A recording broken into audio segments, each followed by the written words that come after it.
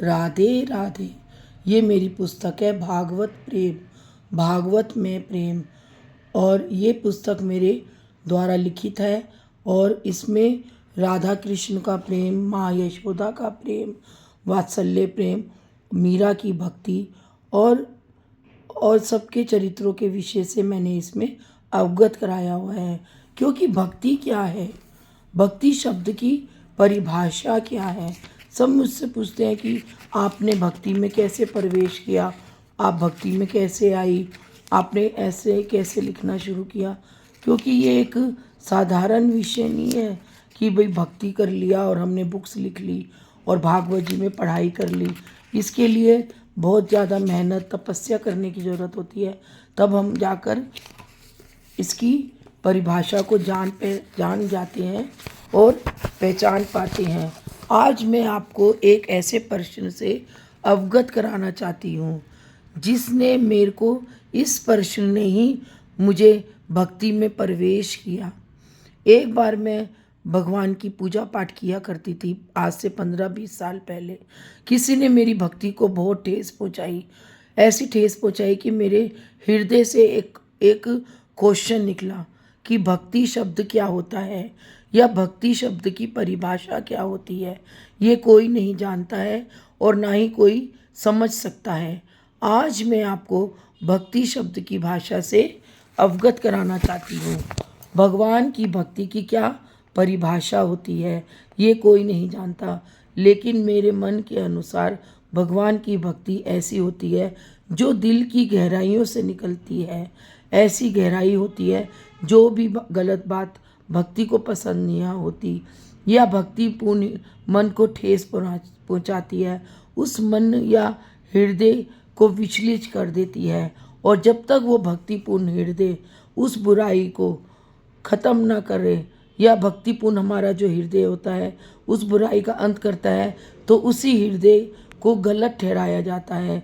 तो वो बुराई उस भक्तिपूर्ण हृदय को ही गलत जब ठहराती है तो वो हृदय क्या करे, उस बुराई का अंत करे या अपने अंदर जो कुलबुलाहट है उसे रहने दे। यही मेरा आज का प्रश्न है। ये मैंने प्रश्न साक्षात भगवान से पूछा और भगवान ने मुझे इसका उत्तर परोक्ष रूप से दिया और मेरे भावों को तब समझा।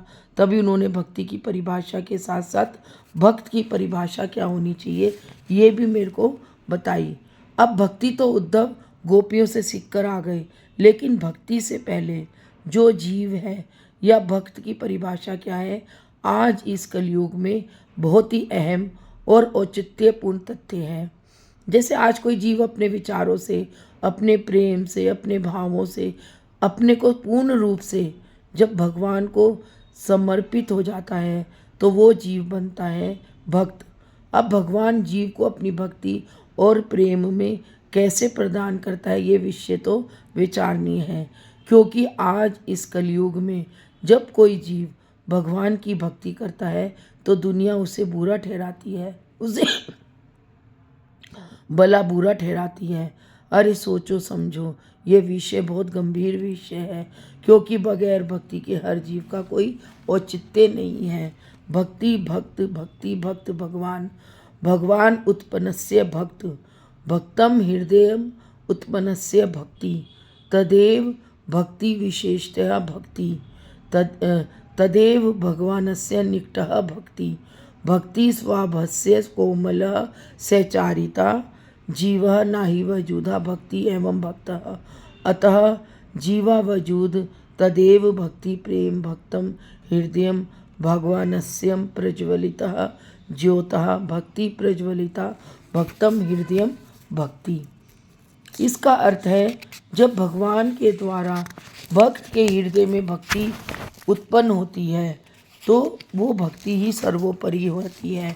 इस भाव का अर्थ ये भी है कि कृष्ण अर्जुन से कहते हैं कि हे अर्जुन, जो जीव अपने जीवन में धर्म की पताका को लहराएगा और भारत को एक हिंदू धर्म की संस्कृति से लोगों को अवगत कराएगा और परिपूर्ण धार्मिकता से परिपूर्ण कराएगा, जीवन के नैतिक मूल्यों की दूरदर्शिता को पहचान पाएगा। वो जीव अपने ज्ञान के द्वारा अपने जीवन के उन उद्देश्यों को अपने में प्रतिस्थापित करेगा, समाज की उन्नति के शिखर में स्थापित करेगा। उसकी उन्नति अवश्य होगी। वो समाज में एक नई आभा, एक नई उन्नति, एक नया नया प्रकाश को प्रकाशित करेगा और समाज से ईर्ष्या, द्वेष, अहंकार और उसका नाश होगा। लेकिन इस कलयुग में नैतिक मूल्यों की नैतिकता गुम होती जा रही है। धर्म धर्म कम होता जा रहा है, अधर्मता बढ़ती जा रही है, क्योंकि भक्ति हमारी प्रगाढ़ नहीं होगी। जब तक जीव के हृदय में भक्ति की पराकाष्ठा नहीं होगी, प्रागढ़ता नहीं होगी, तब तक वो जीव पूजा का कार्य तो करेगा, लेकिन हमें भगवान के कार्य में क्या करना चाहिए और कैसे नहीं करना चाहिए, वो ये चीज़ें नहीं समझता। वो आधुनिकता के दौड़ में भाग रहा है, वो आडंबर देख रहा है, वो माया को देख रहा है, माया रूपी जाल को देख रहा है, लेकिन अपने आप को अपने आप में ही नहीं समझ रहा। परमात्मा समझता है अपने आप को अपने आप में ही। कोई जीव ऐसा नहीं है जो अपने आप को अपने आप में ही समझ सके। सिर्फ एक परमात्मा ही है जो कि एक सचित्र है, जो कि एक सजीव है। हमारा शरीर तो एक निर्जीव शरीर है। जब तक हमारे हृदय में आत्मा है, शक्ति के द्वारा हमारा शरीर चलता है, जब तक ये है तब तक हम चल रहे हैं।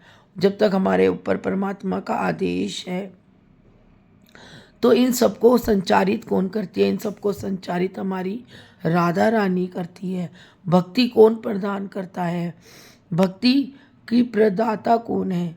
भक्ति को हमारे हृदय में प्रज्वलित कौन करता है? तो भक्ति को हमारे हृदय में प्रज्वलित हमारी राधा रानी करती है, हमारे श्याम बाबा करते हैं, हमारे कृष्ण भगवान करते हैं। और आज इस कलयुग में श्याम बाबा की भक्ति ही सर्वोपरि मानी गई है। बाबा हारे का सहारा बनकर अपने भक्तों को हृदय से अपने धर्म की पताका के संरक्षण में संरक्षित करता है और भक्ति से परिपूर्ण करना चाहता है। लेकिन आज ये जो माया रूपी संसार है, इस माया रूपी संसार में भक्ति क्षीण होती जा रही है। लोग सिर्फ बाबा के शीश के साथ अपना व्यापार समझ रहे हैं, बाबा के शीश को अपनी उन्नति समझ रहे हैं, बाबा के शीश की भक्ति को नहीं जान रहे हैं और ना ही वो पहचान पा रहे हैं और ना ही वो पहचान सकते हैं। आज भी मैं कई लोगों को देख रही हूँ, आज तो मेरे को भगवान ने इतना ऊंचाई पे पहुँचाया है अपनी भक्ति में, लेकिन जिन्होंने शीश के साथ व्यापार किया वो आज भी वहीं की वहीं है। वो आज भी बाबा के शीश के द्वारा व्यापार कर रहे हैं।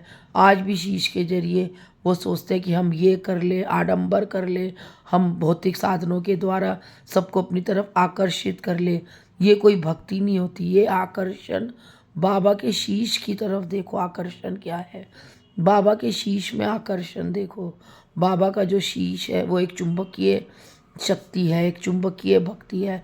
उस चुंबक से अपने हृदय को चुंबकीय बनाओ, उस आकर्षण को अपने हृदय को आकर्षित करो, ना कि दूसरों को अपना आकर्षण बढ़ाने के लिए तुम बाबा की भक्ति को आगे रखो या बाबा के शीश को आगे रखो। अपने आप को जानो, पहचानो कि हम ये कार्य सही कर रहे हैं या गलत कर रहे हैं, हमें ये कार्य करना चाहिए या नहीं करना चाहिए। और जो भक्त होता है, अगर उनको कुछ कहता है कि तुम ऐसे मत करो, तुम वैसे मत करो, तो उसको हमेशा गलत ठहराया जाता है। आज ये एक मंडल की बात नहीं है, आज ये पूरे भारतवर्ष में हो रहा है। और पूरे भारतवर्ष में जो सच्चे हृदय के भक्त हैं, उनके हृदय में कुलबुलाहट होती है। वो ये देखते हैं, सोचते हैं कि जो 30 साल पहले बाबा की भक्ति होती थी और आज जो भक्ति हो रही है उसमें ज़मीन आसमान का फ़र्क आ गया है।